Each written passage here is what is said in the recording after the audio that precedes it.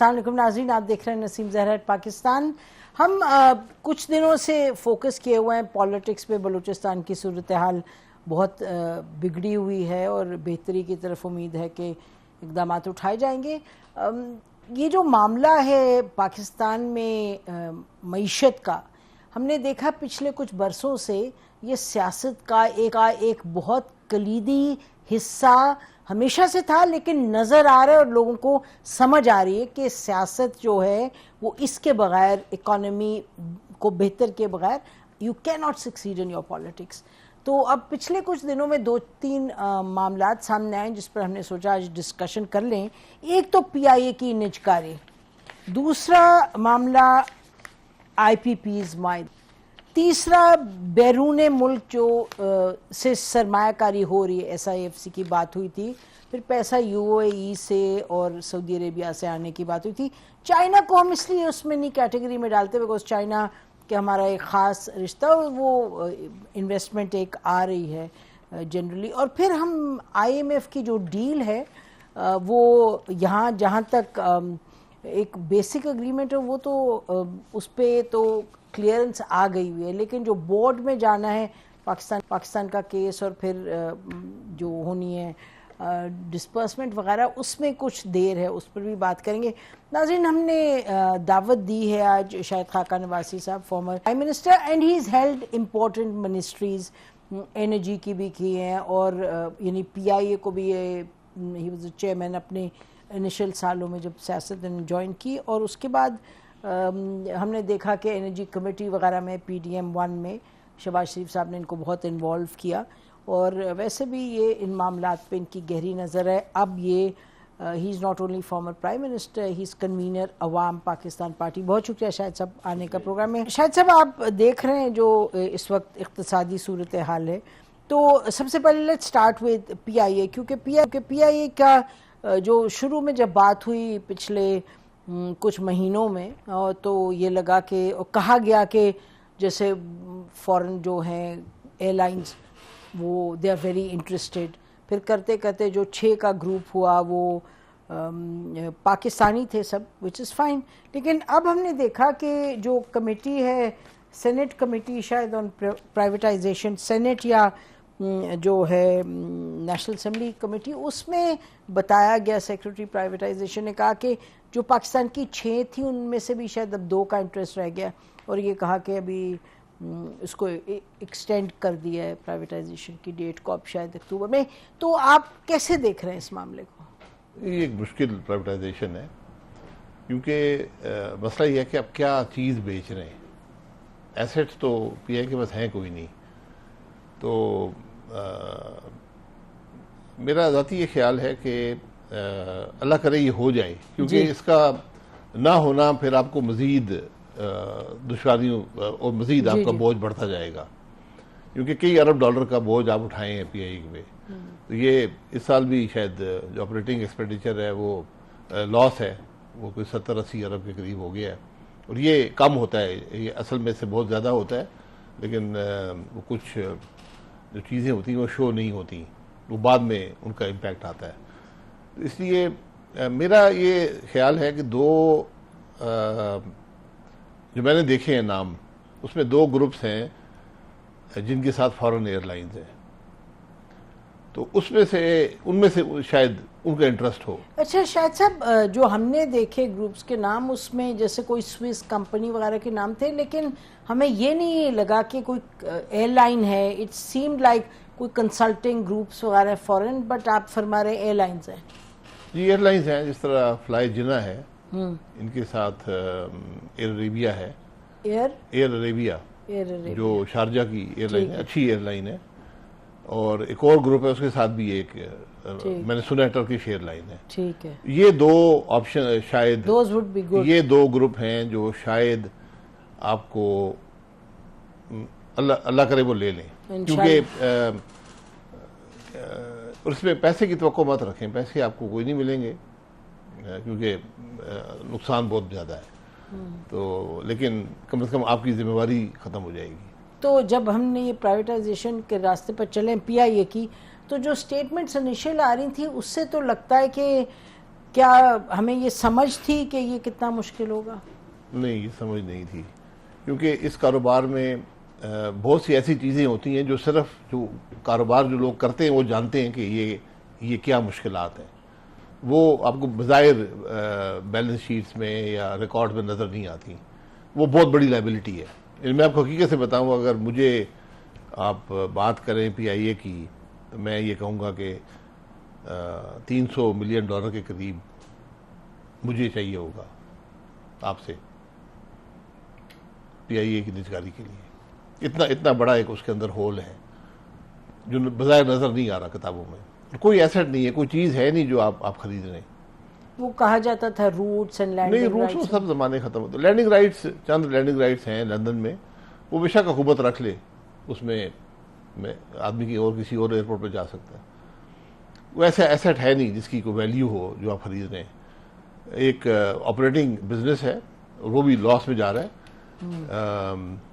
तो इसलिए और बड़े बड़े होल्स हैं इस कारोबार जी। बट जैसे आपने खुद कहा कि we would pray and hope कि इंशाल्लाह ये अच्छे तरीके से हो जाए, लेकिन मेरा ख्याल है ये सवाल एक बहुत बड़ा उठता है, हमारी अप्रोच और जो मैनेजमेंट कितनी हमारी है इन मामलात में, प्रोफेशनल जनरली मैं बात करी, क्योंकि एक आप जो प्रोजेक्शन करते हैं उस हवाले से जो एक्चुअल होता है। अब IPPs का भी हम देख रहे हैं कि बहुत एक था कि जी IPPs जो हैं हम कॉन्ट्रैक्ट को चेंज करेंगे, और काफ़ी एक लग रहा था कि एक बड़ी वेव है मुख्तलिफ इतराफ़ से कि जी IPPs के कॉन्ट्रैक्ट को हर सूरत में तब्दील करना है और ख़त्म करना है और रीनेगोशिएट। अब हम देख रहे थे कि हालांकि औरंगजेब साहब जो थे फाइनेंस मिनिस्टर, वो उन्होंने 2-3 मरतबा कहा कि we are not going to do anything like this, वो सॉवरेन गारंटी है। अब कल हम देख रहे थे कि एनर्जी मिनिस्टर साहब, उनका भी आई है स्टेटमेंट उनकी कि नहीं वी वोंट डू एनीथिंग। तो मुझे लगता है कि हम जब एक चीज़ उठाते हैं, कोई सीरियस मामला, हम अपनी थिंकिंग करते हैं काफ़ी। नहीं, बिल्कुल नहीं करते। हम पहले बात करते बाद में सोचते। ये बदकिस्मती है, और ये इसने आपके मुल्क में इन्वेस्टमेंट क्लाइमेट तबाह कर दिया है। ये आप IPPs ना किसी ने देखे हैं कि इनका ये इशू क्या है, बिजली का इशू है क्या, IPPs में आप क्या कर सकते हैं। मैंने जो हिसाब लगाया, 78% जो IPPs हैं उनको आप टच भी नहीं कर सकते, और उसके बाद जो 22% रह जाते हैं उसमें से भी कोई 6% जो है वो आप ऑलरेडी उनसे नेगोशिएट कर चुके हैं। तो सिर्फ 3 चाइनीज प्लांट्स रह जाते हैं जिसमें आप नहीं कर सकते। तो then what's all this noise about? मैं इसलिए हैरान था कि बात क्या कर रहे हैं, क्योंकि IPPs जो हैं ये सॉवरेन गारंटीज हैं। आपने कॉन्ट्रैक्ट दिए हुए हैं, ये नेगोशिएटेड नहीं है। आपने टेबल पर रखे थे, ये कॉन्ट्रैक्ट्स हैं, ये साइन कर दें, ये टैरिफ है, ये हम आपको देंगे। IPPs सारे इस तरह लगे, डिफरेंट उसकी पॉलिसीज के तहत लगे, और ये सारों में जो उसमें जो आर्बिट्रेशन है वो लंदन कोर्ट ऑफ आर्बिट्रेशन में है। वहाँ पे आप कुछ भी करेंगे आपके खिलाफ फैसला आ जाएगा। ऑलरेडी कुछ IPPs गए हुए थे, वो जीते हुए एक केस, दूसरा केस भी शायद वहाँ चल रहा है। तो इसको बड़ी समझदारी से मैनेज करना है। हमने रिको डेक्स से सीखा नहीं था? नहीं, कुछ नहीं सीखा। रिको डेक्स में तो अदालत ने किया था, यानी आप बहुत बड़ा नुकसान उस यानी कि अदालत हमारी थी ना, मेरा कहने का मकसद पाकिस्तान नहीं, आपकी नहीं थी। वो अदालत कर क्या रही थी, उसमें लिखा हुआ था कि आपकी जुरिसडिक्शन नहीं है। पता नहीं उन्होंने कॉन्ट्रैक्ट पढ़ा नहीं, उनको समझ नहीं आई कि क्या कर रहे हैं। नहीं, but I mean how does in a country look at a country जहां आप कहें कि उसके जो हाईएस्ट कोर्ट है ऑफ द लैंड वो उसे जी पता नहीं था कि क्या है। देखिए, पढ़ना चाहिए ना। तो हालांकि वो कॉन्ट्रैक्ट जो था वो फेडरल गवर्नमेंट का नहीं था, सूबाई हुकूमत का था। जी जी।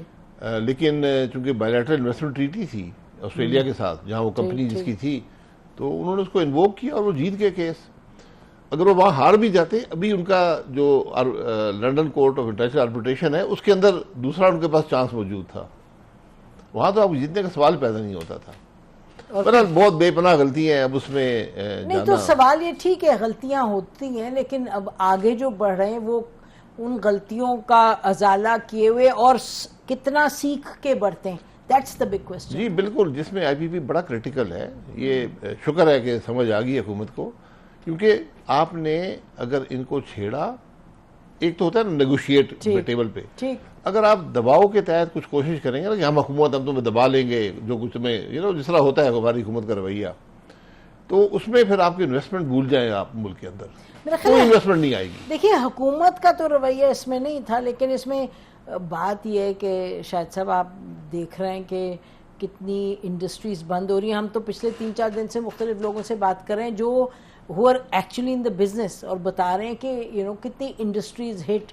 तो मेरा ख्याल है कि यहाँ आप एक catch-22 सिचुएशन में बैठे हुए हैं, उसको किस तरह से रिजॉल्व करें, बिकॉज बिजली की जो प्राइस है इट इज अ डायलेमा। जी, उसके वजूहात क्या है ये पता करें ना।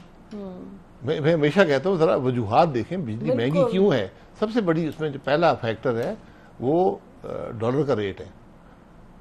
जब डॉलर 3 गुना बढ़ जाएगा तो रुपए में बिजली भी 3 गुना बढ़ जाएगी, क्योंकि प्लांट भी डॉलर से लगते हैं, उनका फ्यूल भी डॉलर से आता है। ये पहली बात है। दूसरी बात, आपकी बहुत कम बिजली थी, 16 घंटे की लोड शेडिंग आपको याद है ना 2013 में। जी बिल्कुल। तो 90 अरब यूनिट हम इस्तेमाल करते थे उस वक्त, बनाते थे और सारे इस्तेमाल हो जाते थे। तो उसके बाद आपने प्लांट्स लगाए, आप चले गए कोई 140 अरब पे। 50% 2-3 साल के अंदर, ये दुनिया में कभी नहीं हुआ कि एक बड़े मुल्क में 50% कंजम्पशन बिजली की बढ़ जाए। और व्हाट एक्सप्लेन दैट सर? जी, सप्रेस डिमांड थी, वही लोग बिजली इस्तेमाल करना चाहते थे, आपके पास था नहीं। तो और तवक्को ये थी कि जो आपकी ग्रोथ रेट है जो उस वक्त 5-6% चल रहा था, तो ये 200 अरब पे चली जाएगी। लेकिन वो चूंकि मीशत खराब हो गई, डॉलर जो है वो बढ़ गया, तो मीशत अब डिमांड, अब कंजम्पशन आ गई 110 पे। इसलिए तो बिजली अगर उस पर होती 200 अरब यूनिट बिक्री होती तो आज 10 रुपये, तो वो आपको फर्क पड़ जाता। डॉलर का 10 रुपये और फर्क पड़ जाता, तो 20 रुपये आपके ये कम हो जाते। तो ये बात, पहले ही इस बात को समझें कि बिजली मईशत से लिंक्ड है। अगर हमने मईशत तबाह कर दी तो बिजली वाले कुछ नहीं कर सकते, कारखाने लगे हुए हैं।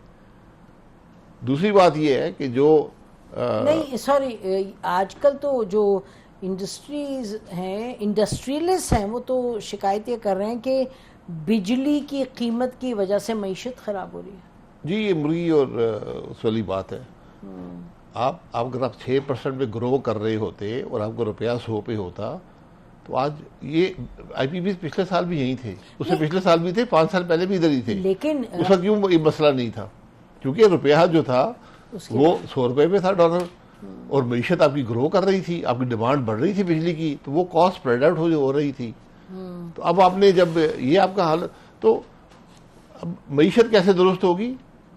आपने पहले कहा मीशत और सियासी अदम इस्तेकाम, रिवर्स बात है। हाँ, सही बात है। मीशत उस वक्त ठीक होगी जब मुल्क में सियासी इस्तेकाम आएगा, ये पहली चीज। और सियासत में आप सक्सीड नहीं कर सकते, मीशत ठीक नहीं, सियासत आप सक्सीड करेंगे, आप कर सकते हैं, अगर पहले हमने सियासत ठीक करनी है, मुल्क के निज़ाम को आइन के मुताबिक करना है। ये फ्री फॉर ऑल जो हमने मुल्क चला रहे हैं, इस तरह मुल्क नहीं चलते। आइन मुल्क में एक आइन है, उसको पढ़ें, उसको समझें। जिस मुल्क में कानून नहीं होगा वो नहीं चलेगा। अगर आप आईपीपीज के मायदे रीनेगोशिएट यूनिलैटरली यानी अब खुद करना चाहते हैं, वो कानून के खिलाफ है। कानून के खिलाफ। ये बताइएगा कि SIFC और SIFC को न भी इसमें लाएं तो जो सऊदी इन्वेस्टमेंट एंड UAE की एक बहुत ही ज़्यादा थी इसके बारे में पॉजिटिव थिंकिंग, और एक प्रोजेक्शन ऐसा था कि जी बस ये आया पैसे, इतने पैसे आए, इतने की, तो वो तो कुछ भी नहीं आया। और सुना है सऊदीज कहते हैं जी अपने लोगों को भेजा, हम उन्हें ट्रेन करते हैं, आपको तो कुछ बेसिक्स की भी बताने की जरूरत है। बिल्कुल ठीक कहते हैं। बात ये है कि वो खरीदना चाहते हैं, वो इन्वेस्ट करना चाहते हैं। किस चीज़ में इन्वेस्ट करेंगे उनको बताएं ना। यहाँ तो ये थी रिकोडेक में इन्वेस्ट करेंगे, बिल्कुल वो करना चाहते हैं, इसमें कोई दो राय नहीं है। लेकिन रिकोडेक 50% तो जो आप केस हारे उस कंपनी के पास है, 25% सूबाई हुकूमत के पास है, बाकी 25% 3 वफाकी हुकूमती कंपनियों के पास है, उनको शेयर जो जी। अब दूसरी बात ये आएगी कि आप उसकी वैल्यू कैसे लगाएंगे, ये सबसे बड़ा इशू ये आएगा, क्योंकि ये कमोडिटी है, इसकी ये प्रोजेक्शंस क्या हैं। अगर रिकोडेक एक बड़ा कॉपर का डिपॉजिट है। शाहिद साहब, we've been discussing this for the last year and a half। ये वो मुल्क है जो कह रहे हैं जी हमारा हाल इतना बुरा है। यही तो देखें, आपने कोई चीज बेचनी हो, अपने होमवर्क किया होता है ना, कि मैं जो खरीदने वाला आएगा मैं कहूँगा यार ये मेरी उसका प्रोसीजर कर रहे हैं वो जी। Are we doing the homework that is needed? नहीं, आपको समझ ही नहीं है, सारे बातें करते हैं, समझ होती नहीं है। आप ये देख ले भाई, आपसे वो आएंगे, वो कहते हैं स्पेसिफिक बताएं क्या चीज हम नहीं कर रहे, बिकॉज क्या चीज नहीं कर रहे, आप कैसे बेचेंगे, क्या प्रोसीजर है बेचने का, रिकोडेक का जो असासा है वो आप कैसे बेचेंगे। आपके पास सिर्फ 25% है कि आप सारा 25% बेचेंगे तो किस कीमत पे बेचेंगे, उसका तयन कैसे होगा। तो क्या मतलब हमने 1-1.5 साल में ये काम नहीं किया? नहीं हुआ ना। तो ये जो यूएई का वो भी था कि अभी आया, ये देखें पैसे आ रहे हैं, हम अभी आए हैं। किस चीज में आएंगे पैसे? हम जो आता है यहाँ पे उसको हम ये 3-4 चीजें दिखाते हैं। एक रिकोडेक है जिसको हर आदमी समझता है कि रिकोडेक सिर्फ 25% वफाकी हुकूमत के पास है। फिर हमारे पास ये एयरपोर्ट्स हैं, हम एयरपोर्ट्स के भाई एयरपोर्ट्स पे कितना रेवेन्यू है, क्या वो ये बहुत बड़ी ट्रांजैक्शंस नहीं है। फिर आप उनको पीआई बता देते हैं, उसमें इंटरेस्ट नहीं आया। फिर आप उनसे बात करते हैं, ये जो हमारे पास 4 RLNG के प्लांट हैं जो हमने $4 अरब के लगाए थे, आज जब वो प्राइवेटाइज होंगे, वो उसमें अगर आपको बहुत पूरी रकम मिल गई ना तो आपको $1 अरब से कम आएगी। हमने $4 अरब खर्च किया है लगाने जी, जो आपको मिलेंगे वो 1 अरब से कम मिलेगा। पूछें क्यों? इसलिए कि आपने लगाए थे अपने पैसे से, आपने कैश दिया, उसको नेपरा ने अब कन्वर्ट कर दिया इनटू IPP मोड। तो उन 4 अरब में से सिर्फ 30% जो है वो इक्विटी है, बाकी लोन में कन्वर्ट हो गया है। तो वो एज IPP कैपेसिटी पेमेंट्स आएंगी तो आपको वो पैसे मिलते रहेंगे अगले 30 साल में, या जो भी 25 साल रहेंगे। तो ये बात अब हमें समझ नहीं आती। मैं बहुत सी मीटिंग अटेंड की, वो कहते हैं हमारे पैसे कहाँ गए जो हमारा $4 अरब था कि ये प्लांट की कीमत तो 4 अरब, बिल्कुल 4 अरब है, लेकिन अब ये कन्वर्ट हो गया IPP मोड में। तो इक्विटी जो है वो 1.2 अरब है, उसमें से कुछ वक्त गुजर गया तो 1 अरब रह गई है, उसको अगला डिस्काउंट करके खरीदेगा, पूरी कीमत तो नहीं देगा। और फिर आपको अगले 25 साल में वो लोग कमाएंगे कैपेसिटी पेमेंट से, जो आप अब रीनेगोशिएट करना चाहते हैं। एक अपने आप से रीनेगोशिएट करेंगे। मैं हैरान हूं। देखिए न्यूक्लियर है, हाइडल है। हुकूमत में थे तो PDM 1 में आपने क्या किया? मैं काफी समझाया, काफी कोशिश की, कोई फैसले नहीं करता कोई। मैं हमेशा कहता हूँ ये नैब रहेगा, कुछ नहीं होगा। इसे नैब से बेचारा, नैब को बेचारा, I never thought that day कि मैं बेचारा नैब को कहूंगी, लेकिन कहना पड़ेगा क्योंकि जो आपने बातें बयान किए हैं उसका नैब से क्या ताल्लुक। आपने कॉम्पिटेंस की बात की, आपने प्रोजेक्शन की बात की, आपने प्रोजेक्शन की बात ये है, आज आप रिकोडेक बेचते हैं, जो साइन करेगा नैब उसमें कल केस बनाएगी। शायद साहब you identified more serious issues. मैं आपको बता, सीरियस नहीं है, फैसला ही कोई नहीं करता। आज आपके अफसरों के पास SIFC में आर्मी चीफ वगैरह सब इतने इन्वॉल्व हैं, तो फैसला सर आखिर फैसला अब एक सरकारी अफसर ने करना है, 3 कंपनियों ने करना है, जो ओनर हैं आज रिकोडेक के अंदर, उनके बोर्ड्स ने करना है। कल ना उनको आर्मी चीफ साहब प्रोटेक्ट करेंगे, ना SIFC प्रोटेक्ट करेगी। वो कहेंगे देखें कॉपर आपने बेच दिया जनाब, आई डोंट नो, उसमें कॉपर भी है, गोल्ड भी है, तो आपने बेच दिया इसको, मुझे नहीं पता, $1000 टन पे, $1000 टन पे, ठीक है। अब तो कीमत $3000 टन हो गई है, और अगर वो कीमत 400 पे आ गई तो फिर कोई नहीं कहेगा कि जी वो तो आपने मतलब ये इसमें आप फंसे हुए हैं। Very quickly before we close this segment, ये IMF की कोई डिले होगी शायद साहब? जी IMF में डिले है। व्हाई? कंडीशनलिटीज आपने मीट नहीं की।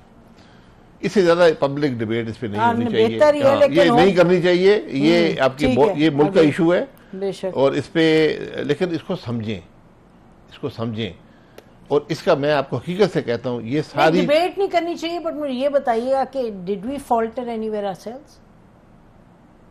आपको फॉल्ट ये है, नहीं मेरा मतलब कि उन्होंने अनरीजनेबल कंडीशन इसमें IMF का कोई कसूर नहीं है। उन्होंने कंडीशनलिटीज दी थी जो आपने एग्री की हुई हैं, तो नहीं करनी आपने साइन किया, नहीं करनी थी ना, नेगोशिएट होके वहां पर बात पहुंची थी, आपने एग्रीमेंट साइन किया, ठीक है। सब कहते हैं IBP हमने एग्रीमेंट साइन किया, कहते हैं नहीं अब नहीं करना चाहिए था, तो ये आपने एग्रीमेंट साइन किया हुआ है, उसमें कंडीशनलिटीज थी, उसकी कुछ कंडीशनलिटीज आप मीट नहीं कर पाए, एक मेजर कंडीशनलिटी आप मीट नहीं कर पाए, जिसमें हम सऊदी अरेबिया और उनका डिस्कस कर रहे हैं, और उसका ताल्लुक फिर आपके सियासी अदम इस्तेकाम से। लोग आपको जिम्मेदार नहीं समझते। मैं माजरत से ये कहता हूँ, आज आपकी हुकूमत की क्रेडिबिलिटी नहीं है, आपके निज़ाम की क्रेडिबिलिटी नहीं है, वो आपको जिम्मेदार मुल्क नहीं समझते। अपना घर दुरुस्त करें, फिर आपको लोग सीरियसली लेंगे। But this deal will come through IMF D हो जाएगी, डिले हो गया ना उसमें, डिले। अब आपने मैं फिर ये देखें, अब मैं आपके सामने, आपने PI की प्राइवेटाइजेशन है, रिकोडिक का इशू है, सऊदी UAE की इन्वेस्टमेंट है, आप वो मैनेज ही नहीं कर पाते, आप अगले को बता नहीं सकते मैं क्या करना चाहता हूँ। तो एडवाइस करें, नहीं, मेरी एडवाइस, वहां बहुत लायक लोग बैठे, एडवाइस की जरूरत इसलिए यहां पर नहीं है कि आपका मैंडेट ही मशकूक है, इस बात को समझें। पूरी दुनिया इस बात को देखती है, हर आदमी देखता है, अपनी आंखें मत बंद करें। PDM 1 में कोई मैंडेट मशकूक तो नहीं था? जी नहीं था ना, तो वो तो आप फैसले नहीं कर पाते ना उधर, तो इट्स नॉट जस्ट मैंडेट। देखिए वो नैब भी है, आपकी कॉम्पिटेंस भी है, आपका फैसला ना करने, आपके फैसले ना करने की जो भरपूर सलाहियत मौजूद है आप में, उसका बड़ा ताल्लुक है इस बात से। तो मतलब मुख्तलिफ फैक्टर्स हैं, जी एक फैक्टर नहीं, एक फैक्टर नहीं। बहुत बहुत शुक्रिया शाहिद साहब।